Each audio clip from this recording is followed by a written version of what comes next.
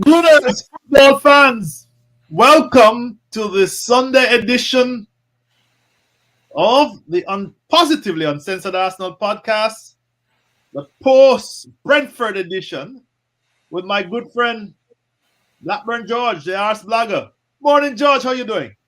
Good morning. All right. Looking, How are you? sounding so sprightly. Gotta get you in the mood, George.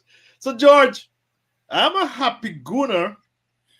After yesterday, Arsenal held serve at home, beating Brentford 2-0. We were dominant for most of that game, especially in the first half, George. Apparently, we piled in something like 15 or 14 corners, most of them in the first half, 60-odd% possession. We had a record number of attempts at goal. But we eventually only scored 2 goals. And the 2 goals were decisive. In the end, they scored 1 in the death. I don't know why they were. By the way, George and the audience, I don't know what John Moss was. Not John Moss, the other one, Mason, was doing in the VAR room. Took so long over that goal. It was pretty clear to me that they had scored. But anyway, that's another matter. We'll maybe discuss the refereeing. But George, the theme of today's podcast is Buckle Up Gooners. We are entering the roller coaster for top 4, because if there ever was a roller coaster of emotions yesterday, Chelsea barely scraped a win. Spurs of all the teams beat Manchester City at their place in the death. And our good friends West Ham, which are just above us on goal difference, they drew at Newcastle. George, certainly you must be having mixed feelings this morning. Do you? Well, no, not really. I mean, I expected us to beat Brentford. I expected us to dominate them, which we did, which is all you can ask. You know, you dominate a lower league, lower team when you play them at home, and we did. The score didn't reflect the domination. I mean, we were never in danger of losing that game. The only danger was that we couldn't score. And we did have a lot of shots, but I think of the 15 shots or something in the first half, only 2 were on target. So you're not going to score a lot of goals if you don't get your shots on target. Yes. But still, we dominated. There's some good performances. I thought Odegaard was outstanding again. Seems a bargain. Well, you know my views on that, George. Didn't think he was a bargain, but hey, I'll take it. I'm not one of those people who stick to a position by virtue of a religion. And also, Cedric played well. Yes, you have to remember, his second choice right back. Right back, yeah. What do you expect of a second choice right back? I think if you get that sort of performance regularly from a second choice right back, you're doing well. Well, in my opinion, George, Cedric was and I'm not going to belabor this point, but Cedric played better against Brentford than against Wolves. I mean, Wolves, he should have been carded a long time ago. He foul. And I didn't, but anyway, he got away with it. But this time he was more in control. He's not one of those guys who spams the ball in to the into the box as his other partner on the other side. And to reinforce your point, the guy is a Portuguese international. Come on. Yeah, he's decent. And they're the European champions, by the way, George. Honestly, when we used to play at Southampton, when we used to play them and he was playing, I always used to think, I wish we had him. I'd rather he played for us than against us. Yes. And I always thought he was a decent player.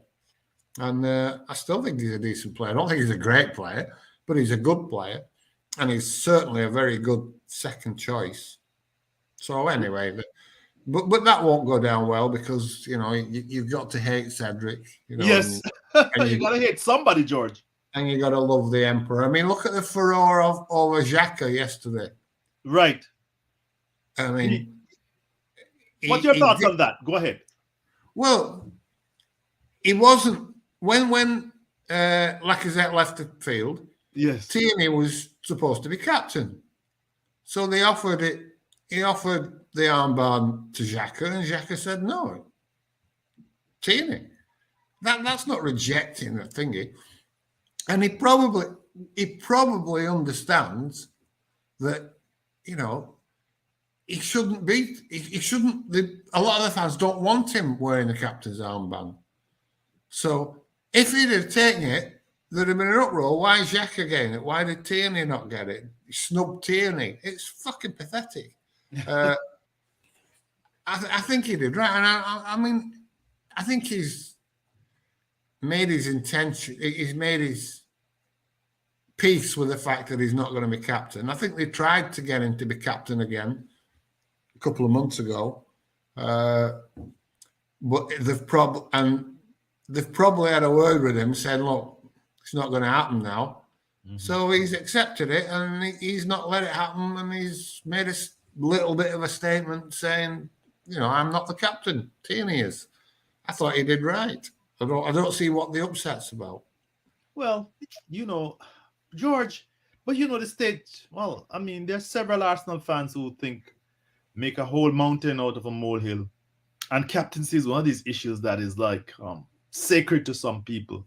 But come on, I mean, the guy was abused. The guy, you know, lost his rag during that Emirates, you know, with people screaming at him as if he was the cause of the disaster. And surely, I mean, he's not an idiot. He knows that, you know, the fans are divided against him. If things go wrong, he'll be the one they blame.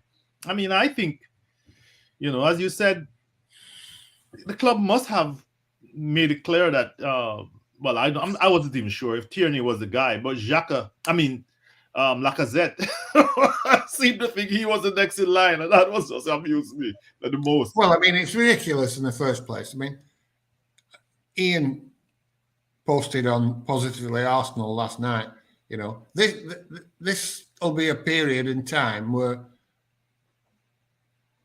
the captain has been divorced from the armband for a couple of years now. The actual captain isn't wearing the armband.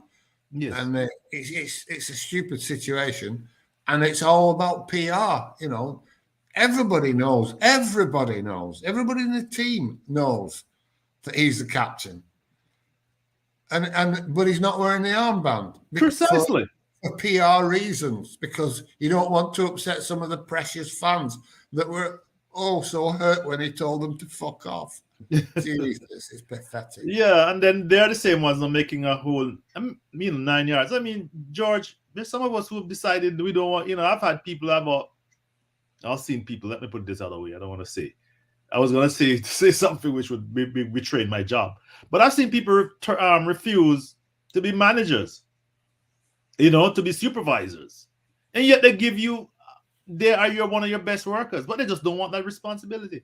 I mean, as you know, and that's how I kind of take the Xhaka situation. You just move on. It's, you know, it's ridiculous. George, the observation I made is that at the end of the day, despite all our attacking, really our 2 goals came from counter-attacks. But the goal by ESR was a magnificent crossfield pass by Lacazette on the counter, and he took it straight into the box and scored. And also the goal by Saka was on the counter, because they had decided that 1-0 in the last 15 or 20 minutes, that there was time for them to make some effort to score goals. Is that significant to you? No, not really, because Brentford set out to protect the goal and weren't very expansive. So scoring a goal from build-up play is less likely than if you can draw them out and hit them on the counter. So no, not particularly, but I think I watched a clip yesterday of Odegaard. You know, all his touches and plays. Yes, and it's impressive in itself. But when you look at where these touches are, Mm-hmm. he's very sort of middle of the pitch. Just outside the box. He's not on the edge of the box or inside the box. He's not Mesut Ozil if he in position. Yes. No, I'm not asking him to be Mesut Ozil skill wise. That would be unfair. But he's not Mesut Ozil with his positioning, with his movement, where he picks the ball up. It's all it's all very much Mikel Arteta ball, isn't it? Yes. Sticking to your position, and he's always sort of on the right hand side of the midfield. I was gonna say that, George.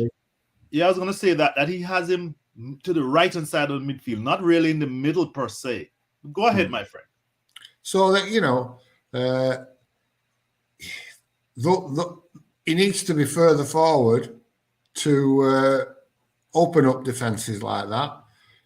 Being, if you're going to call him our playmaker, and Smith Rowe's stuck out because of Martinelli being injured. Smith Rowe's out wide again, which is a good position for him, by the way. I'm not complaining about that. Yes, but it does mean that he's not got the creative duties either. So we're still lacking someone with the final ball and the creativity. I mean, we're asking Lacazette to do that. Well, that was the point I was going to make to you. That's precisely the point I was going. It seemed to me that the club is relying on Lacazette, on Arteta's system. Is relying on Lacazette to provide that final touch. I mean, he provided the setup for, of course. Well, he did, yeah. Yeah, for Smith Rowe's goal, which, by the way, was well taken, George. That said, I was thinking about it yesterday. That said, maybe that's the way the game's going. Maybe. I mean, Manchester City do it. They have playmakers all over the. But George, Gundogan and don't have a centre forward. I mean, I know. They have a playmaker rather than a centre forward. Liverpool, well, they don't really have an out-and-out centre forward. He's more of a playmaker. Yeah, but George, they're front. I mean, I know that even Harry Kane yesterday was dropping deep. Yes, he's becoming more of a playmaker than a centre forward. So maybe that's the way the game's going, and so we shouldn't expect to play with an out-and-out centre forward anymore. Because the most successful teams aren't doing it. Well, George, the man who got what they call it, the not golden boot, that award, Lewandowski. He's what he got the other day, the player, the FIFA player of the year. What's it called? I'm trying to remember. Ballon d'Or. The Ballon d'Or, right? Did he win the Ballon d'Or? Yes, he did. All right. He's an out-and-out centre forward, so I'm not so sure. I'm not so sure, guys, the audience. I'm not so sure that the out-and-out striker, at least somebody with his skill set, because he's not just merely a goal hanger, if you know. Yeah, but the point I'm making is it's not as cut and dried as it used to be. And even if you go back to our most successful period, Henry wasn't an out-and-out centre forward. He was coming in from the left.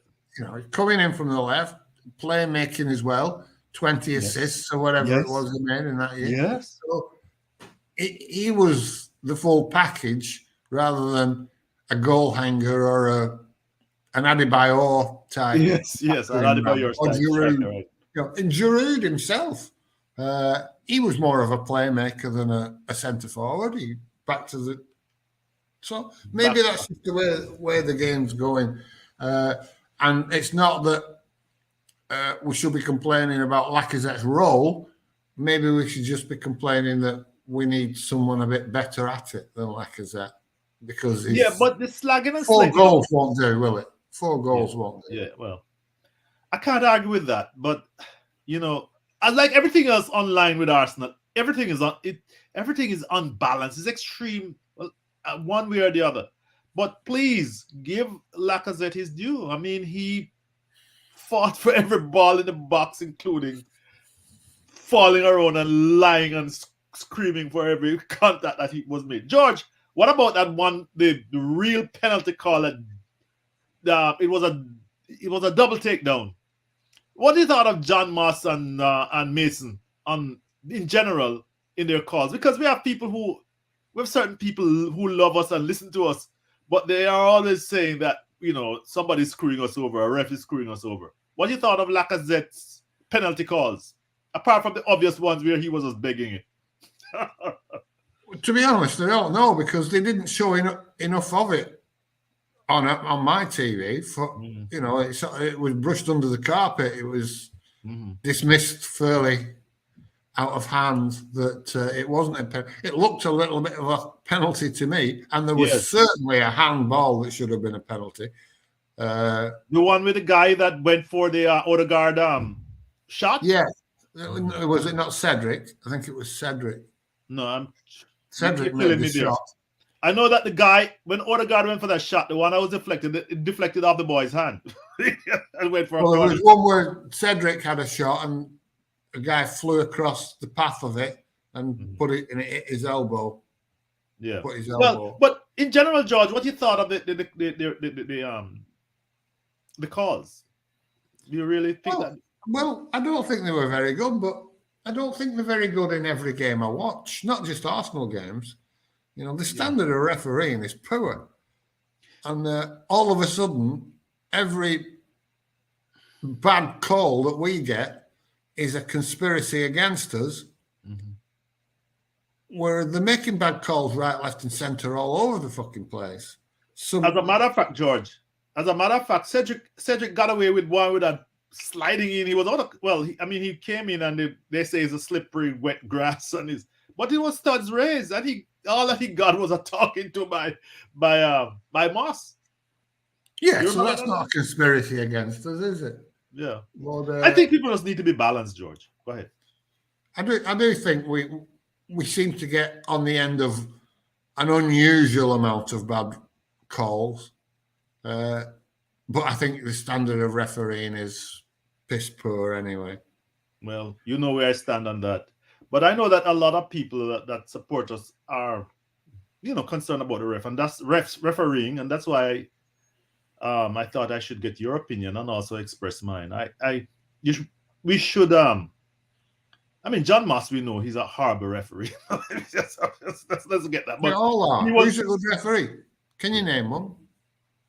Even the fellow who was the FIFA ref last week, he was horrible. Can't remember his name, but you know who I'm talking. I don't think we've had a decent ref since Clattenburg retired. And even I had my concerns about him. But oh, Klats. No, Clattenburg was fine. It's the other guy, the policeman. He was a game manager extraordinaire. Mr. Treat, the one who did the finals. George, forget it. I don't have him on my mind. George, Arteta tried to talk down the top four in his post-game presser. I don't know. I haven't watched it. I don't watch his press conferences. No. I don't watch it. But if I don't watch it, I'll read it. But for the benefit of the audience, for the benefit of this podcast, I went and look it up to see how he would react to the questions raised about the top four. And he talked it down just like he did on Friday. He said it's really far. But we are on the same points with West Ham, who are fifth. Tottenham, who is in our range but have 3 games in hand, they are 39 points. They are 3 points behind us.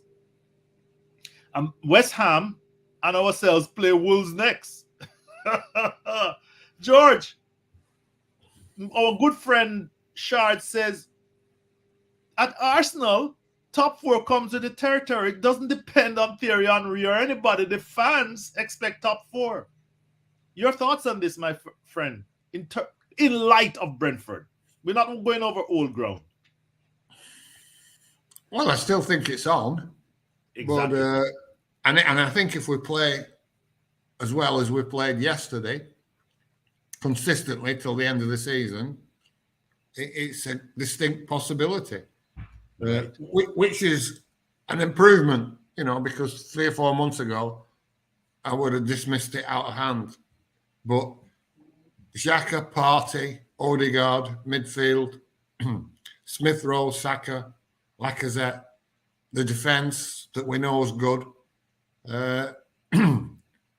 As three separate units, they're all functioning okay.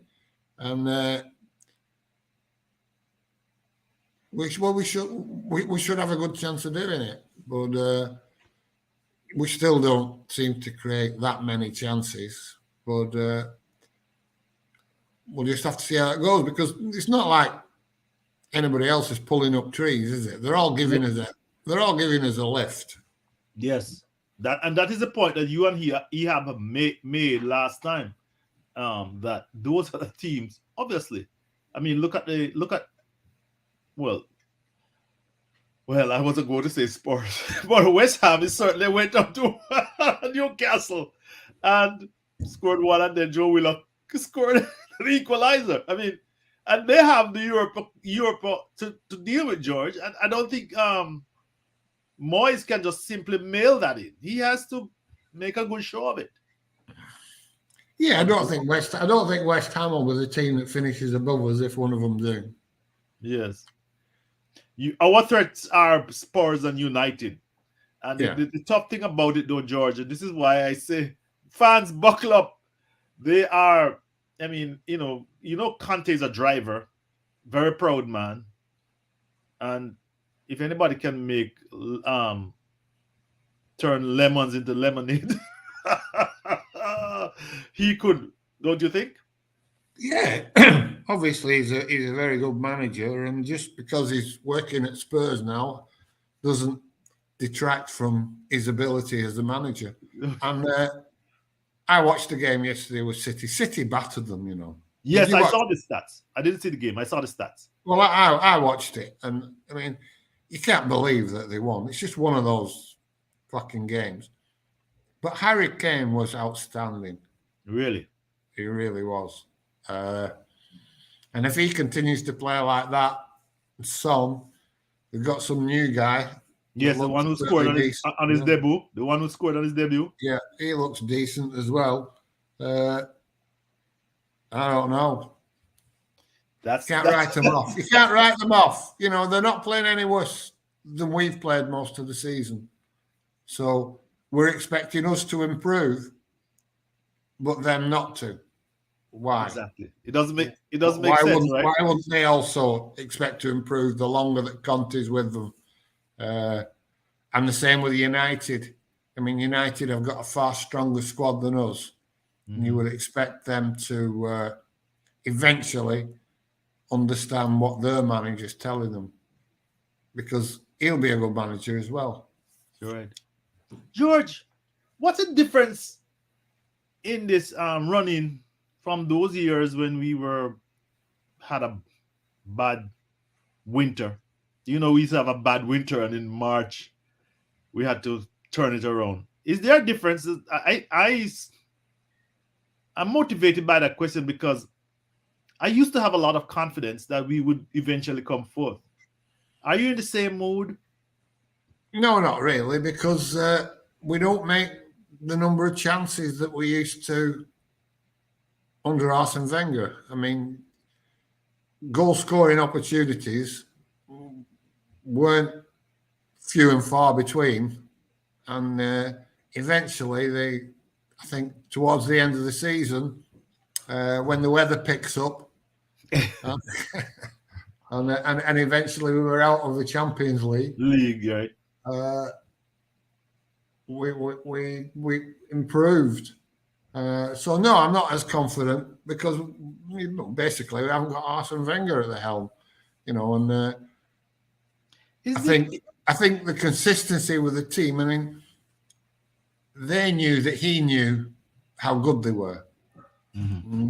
That there wasn't pressure on them to prove themselves week in, week out, and there wasn't the same criticism from the fans for the players because it was directed at the manager.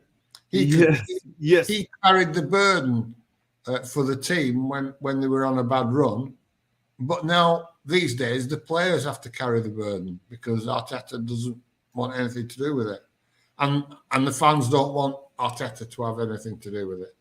So it's a different dynamic. Well, George, let me give you a flavor of the few next game coming up. Of course, we have Wolves at home, Watford away, and Leicester at home. Um, Wolves should be. I would cautious to say we should beat Wolves at home. Certainly Watford as well. But Leicester will be a difficult game. Your thoughts on those next three games coming up? Well, I think Wolves will be the hardest of the three games. Surely we'll beat Watford, and Leicester are on a terrible run at the moment, aren't they? So yeah, we'll probably beat them as well. So we could get 9 points. How much points? By the way, how many points did you predict? Oh, you predicted from the next three big games. You expected 5 points. You expected from. I remember what you said. Let me Tottenham, Liverpool, and Chelsea. Right? What I said was those were our games in hand. Yes. And in order to overtake Manchester United, we have to get 5 points from those three games. And what's the likelihood of us getting 5 points from Spurs away, Chelsea, and Liverpool? Well, I was skeptical. I replied, That's I don't think we'll do it. That's one win and two draws. That's right. And I don't think we'll get 1 win and 2 draws from those three games. That's right, from those big teams. But you never know. But we might. Because there's a possibility now that we could. Whereas a few months ago, there wasn't really a possibility. But we've got to keep Jacker and Partey playing basically every game to have a chance. But if they do, then we do have a chance. Yes, because they're like the anchor in that center of the field. George, before we conclude, I like you in this roller coaster. I am worried and concerned, quote unquote, about the Arteta outers. And they remind me just a bit, of the Wenger outers, George, during our run-in in the last few years. Because they were so incensed, not just incensed, but so set on the senile old geezer who can't win the Champions League going away and just merely coming in the top four. But we are Gooners. We expect to be in the top four. So are we going to merely retain our Arteta out narrative?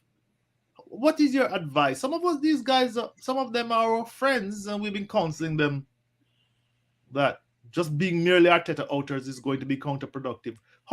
What's your advice? How do we want to, the guidance that you want to provide? Well, I don't think, I wouldn't have thought listening to me was a good idea for anybody.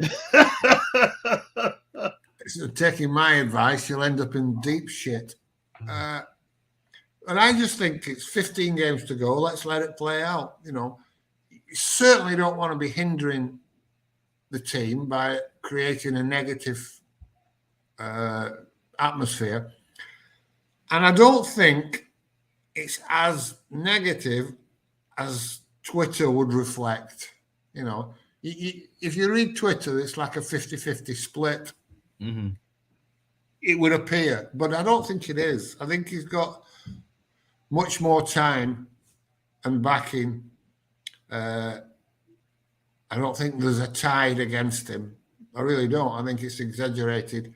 And people have to reevaluate. And you can reevaluate as often as you want, but sticking to your past ingrained dislike of him, if you had one, it's not going to profit anybody. We've got a chance to get top four, and we should do everything we can to facilitate that, to allow him and the players to do the best and not try and, go online, create trouble, certainly not do it at the grounds. And I don't think there's any of that yet. I haven't seen any of it. Yeah, we haven't seen any. I haven't seen any planes or bed Yeah, sheets or yeah, A4. So that's a good thing. And I think there's just an illusion of there being a movement, very Arteta out movement. And I don't think there is. I don't think there is. It's just a lot of, it's an opportunity for a lot of people to push themselves into the limelight by being rabidly Arteta out. Now, don't get me wrong, I still don't like him. I'm not changing my mind. I'm not saying I like him all of a sudden. What I'm saying is, I don't think it's a time to be trying to push him out or furthering an agenda to destabilize the club, hoping that you'll get your way and he'll get sacked and you can say, I told you so. Because he will get sacked eventually. It might be this year, next year, 2 years' time. Eventually, like all managers, he'll go. Exactly. While he's the manager, and you've got to back the team first and foremost. Exactly. You got to hope that they win. And you can be critical of players and you can be critical of the manager. But don't make that your life's goal, to destroy players, to destroy the manager. Just have a bit of nuance in your thought process. That's the problem. That everybody's black or white, and nobody wants to be in the grey in the middle. And otherwise, you end up with hardly anybody listening to your podcast. And you won't be rampantly enthusiastic about fucking Emile Smith-Rowe trying to make out that he's better than Bobby Perez, or saying that Xhaka's the worst midfielder that's ever played for the club. If you're not one or the other, you're missing out on followers and clicks. Yeah, it's clickbaiting, George. At the end of the day, and I threw this question at you because at the end of the day, we're Arsenal fans. We want Arsenal to do well. And, adopting Arteta out as a religion, as a mantra, simply and not supporting the team, I don't think that is the correct position. We're here. All of us are here to see the team do well. And, in this roller coaster that we're getting into, George, because in the next 2 or 3 months, we're going to go through the entire gamut of emotions. We're going to have our losses, and the team is going to be down low. Cedric was very high yesterday on the .com talking about how they had such a super spirit. But a big loss doesn't mean that all is lost. We have been through that before, haven't we? Quite right, yeah. And there will be some ups and downs before the end of the season. And not to overreact to any of them. It's just that, when you see either a rabid Arteta out or a rabid Arteta is God posting, you want to rail against it. I can't stomach either position really. Right. But what can you do? That's social media, isn't it? You've got to accept. Is. And George, we haven't been rabid on the other side. That's perhaps why our listenership and viewership grows slowly, but the people seem to think that we are striking the right tone eventually. Thank you guys for all the good words on Twitter about George and Ehab. I only ask the questions and make a fool of myself. Thank you, George, for this Brentford post game. I'm prepared for the roller coaster. I am strapped in. I hope that we can beat not Liverpool, Spurs. United and West Ham for top 4. I don't know about you, George. I'm sure you are joined with me, right? Yeah, I hope we can, and I think we can. I'm not sure we will, but why would you make such bold predictions anyway? I don't understand people that make bold predictions in football. I would have made a bold prediction yesterday saying Manchester City would slap Tottenham stupid, and they didn't.